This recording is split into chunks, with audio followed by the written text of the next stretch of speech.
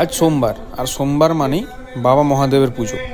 তো প্রতি সোমবারের মতো আমরা এই সোমবারও চলে গিয়েছিলাম আমাদের বাড়ির কাছের শিব মন্দিরটিতে। শিব মন্দিরটা পুরনো না, নতুন হয়েছে, 1 বছর হলো। তো আজকে এখানে একটা ছোট্ট অনুষ্ঠানের ব্যবস্থা ছিল।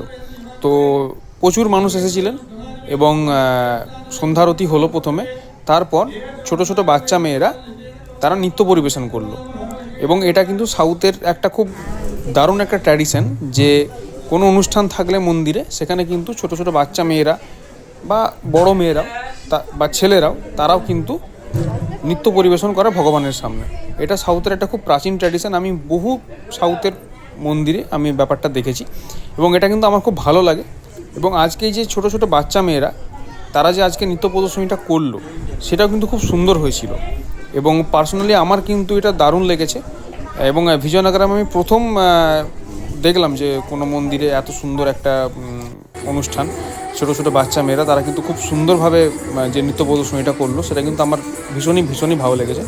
আমি আমার ওয়াইফ এবং আমার ছেলেকে নিয়ে আমরা গিয়েছিলাম। খুব ভালো লেগেছে আমাদের এটা।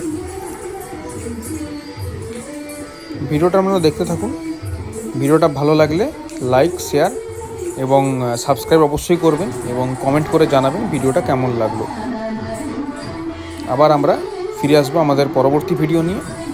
আজকের মতো এই ভিডিওটাই। নমস্কার।